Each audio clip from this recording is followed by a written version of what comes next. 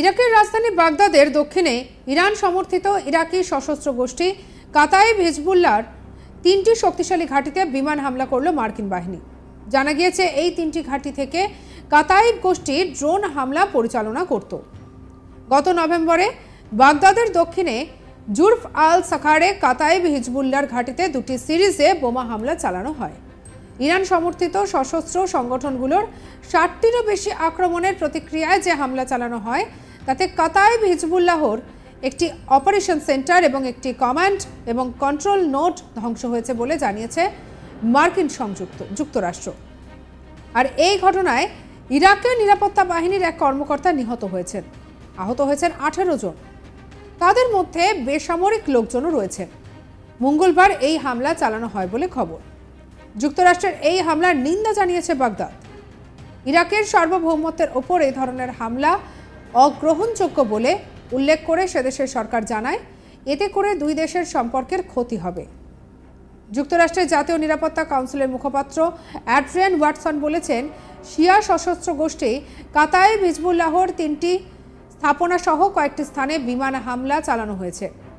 যুক্তরাষ্ট্র বলছে ইরানপন্থী বিভিন্ন গোষ্ঠীর ওই সব স্থাপনা থেকে মার্কিন বাহিনীর ওপরে হামলা চালানো হতো।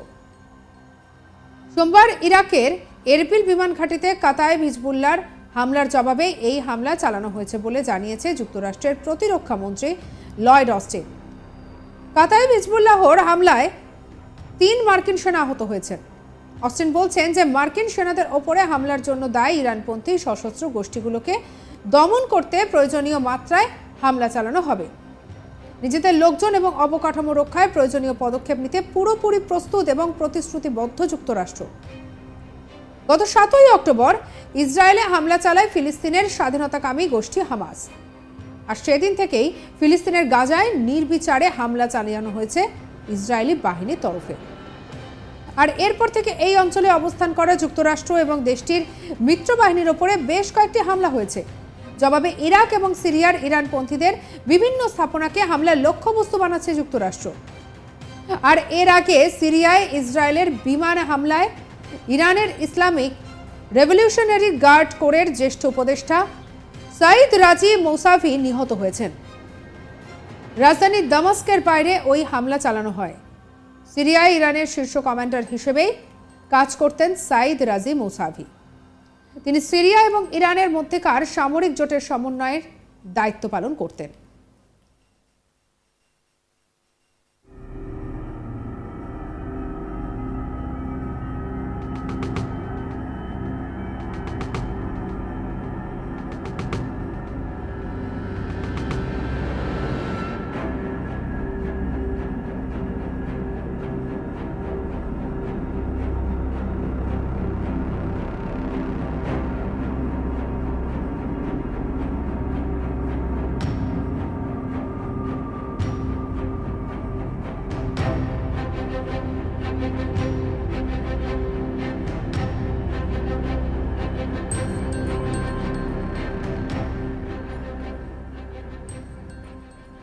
ইরাকের রাজধানী বাগদাদের দক্ষিণে ইরান সমর্থিত ইরাকি সশস্ত্র গোষ্ঠী কাতাইব হিজবুল্লাহর 3টি শক্তিশালী ঘাঁটিতে বিমান হামলা করল মার্কিন বাহিনী। জানা গিয়েছে ওই 3টি ঘাঁটি থেকে কাতাইব গোষ্ঠী ড্রোন হামলা পরিচালনা করত। গত নভেম্বরে বাগদাদের দক্ষিণে জুরফ আল সাখারে কাতাইব হিজবুল্লাহর ঘাঁটিতে 2টি সিরিজে বোমা হামলা চালানো হয়েছে। ইরান সমর্থিত সশস্ত্র সংগঠনগুলির 60টিরও বেশি আক্রমণের প্রতিক্রিয়ায় যে হামলা চালানো হয় তাতে কাতাইব হিজবুল্লাহর একটি অপারেশন সেন্টার এবং একটি কমান্ড এবং কন্ট্রোল নোড ধ্বংস করা হয়েছে বলে জানিয়েছে মার্কিন যুক্তরাষ্ট্র।